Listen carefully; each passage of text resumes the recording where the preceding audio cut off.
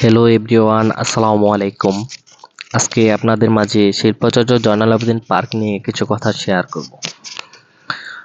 শিল্পাচার্য জয়নাল আবেদীন পার্ক বিখ্যাত চিত্রশিল্পী শিল্পাচার্য জয়নাল আবেদীনের চিত্রকর্মগুলো সংরক্ষিত আছে।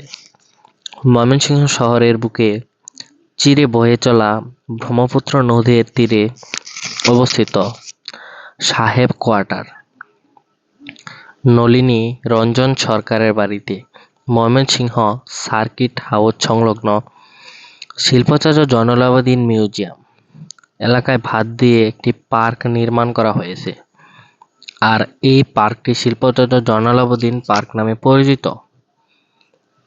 জয়নাল আবেদীন পার্কে আছে দৃষ্টিনন্দন ফেয়ারা, দোলনা, ট্রেন, ম্যাজিক নৌকা, মিনি চিড়িয়াখানা, বৈশাখী মঞ্চ, ঘোড়ার গাড়ি, চরকি এবং জেলা প্রশাসকের বাড়ি, বেশ কিছু খাবারের দোকান, আর নদীতে ঘুরে বেড়ানোর জন্য রয়েছে সরাসরি নৌকা।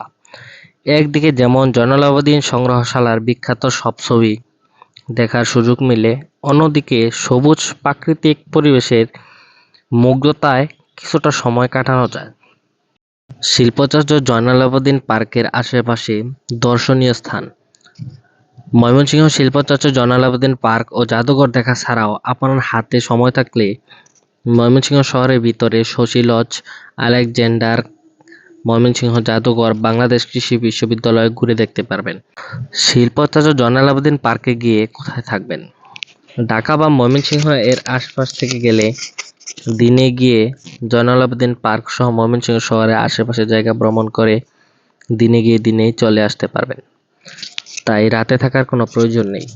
তবে যদি আপনাকে রাতে থাকতেই হয়, তবে ময়মনসিংহ শহরে ভালো মানের আবাসিক হোটেলের মধ্যে hotel Amir international, hotel Al Hera, hotel Mustafiz, silver castle, river palace উল্লেখযোগ্য। আরও মাঝারি মানের হোটেলের মধ্যে হোটেল আসাদ, ইশাখা এবং নিরালাতে রাত্রি যাপন করতে পারবেন।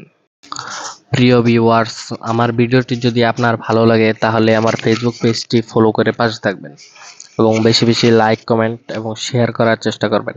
ধন্যবাদ।